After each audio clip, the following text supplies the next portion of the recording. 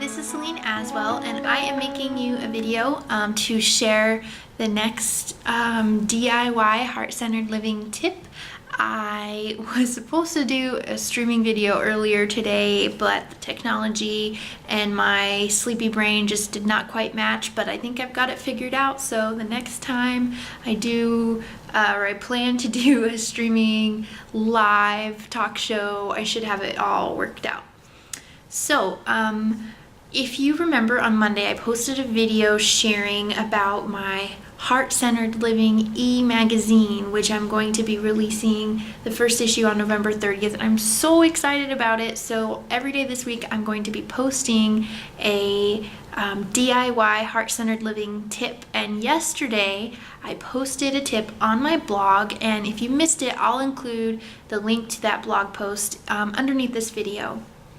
And that tip was very simple, just to really get started, a very basic step for living in your heart or for connecting to your heart, and that is just to invite stillness, to allow yourself the time and space to be still so that we can actually be quiet enough to hear what our heart is saying. So today, when I was thinking about what tip I should give you for today, I was thinking, so let's say that you are hearing messages from your intuition or from your heart, and what do we do with that? And so the suggestion that I have for you is to cultivate a practice of trust. And, just like you would cultivate a meditation practice or a yoga practice or even sports practice, you are doing your best every day, striving to improve the skill of, in this case, trust. Now, I'm sure you all have experienced moments where you have sensed something or had some intuition, and you didn't listen. Maybe it didn't make sense. Maybe you couldn't understand why you had that feeling. I know it's my job to be intuitive, and I still struggle with that, trusting that voice. For example, there was a time that I had a feeling that I should double check that I had my keys before I left the house, but I was like, no, I don't need, I always have my keys. I always put my keys right back in my bag. They're always in there, and of course they weren't in there that one time and I got locked out of the house, stuff like that.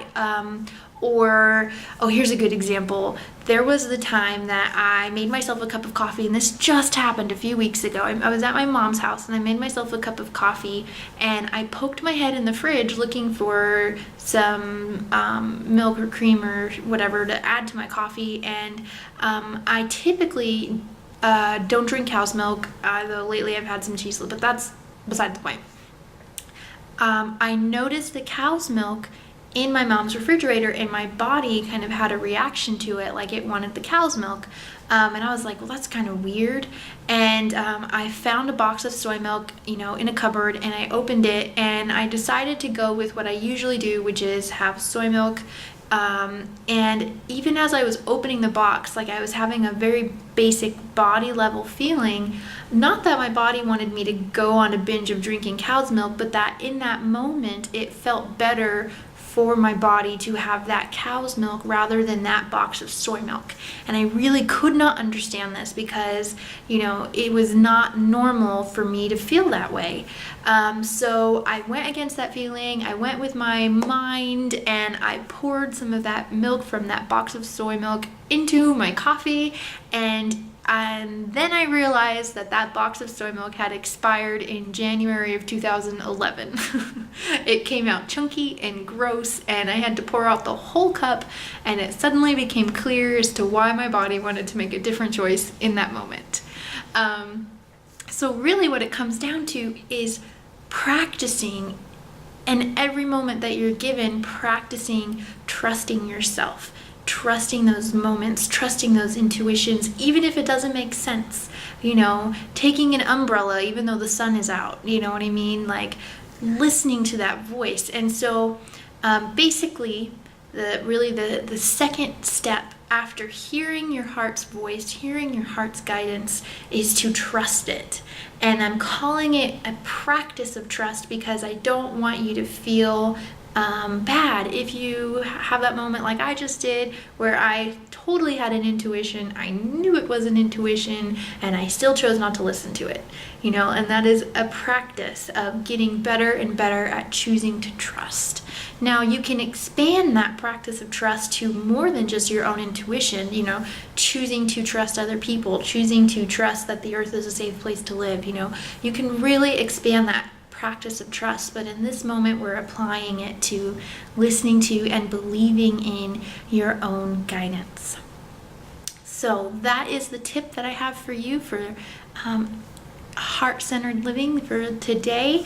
I just want to respond to a question that I had real quick, and someone has asked me about compassion. And if you don't know, I offer free new moon compassion transmissions, which actually is just wrapping up tonight, but you can receive retrospectively, as well as you can sign up to receive next month's new moon transmission, and I'll include a link for that for you too. But they were asking me kind of about what compassion is, and I am going to be sharing more about this in the future, so I'm just going to give a quick answer right now. But basically, compassion, as Kuan Yin has taught me, is a very pure vibration. When the pure love of God, when divine love enters into our realm, all the way up to the 12th dimension, when it enters from the 13th dimension into the 12th dimension, it refracts. Kind of like how light refracts when sent through a prism into all the rainbows of colored light. And so as it filters down through the dimensions down to the world that we live in, it splits off many, many times and becomes all of our whole spectrum of color of experience.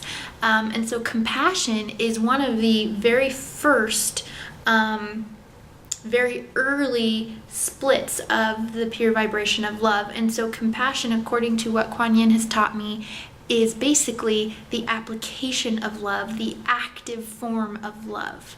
And so when you receive a compassion transmission, or when you have an encounter with the pure vibration of compassion, that can have really beautiful effects on you. It can help you to make loving choices.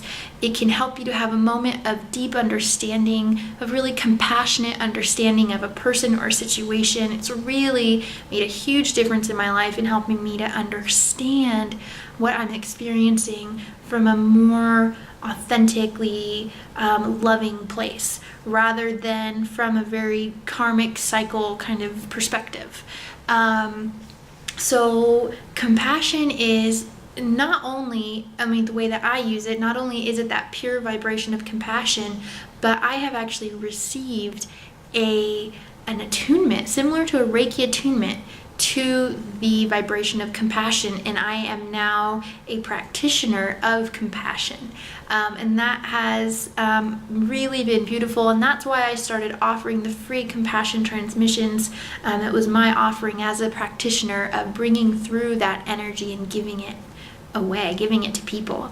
I also offer one-time compassion transmissions, and also a month long of daily compassion transmissions, which you can find out more about on my website. And I'm very excited because starting in the new year, I'm going to begin offering attunements to the vibration of compassion, so that other people can become compassion practitioners just as I have, and really begin to spread this very pure, very high vibrational energy, really in support of ascension, but also just in support of you making the loving choice and changing your life because of it. So that's what I have for you today, and definitely look forward to tomorrow and sharing another DIY heart-centered living tip with you. Many, many blessings.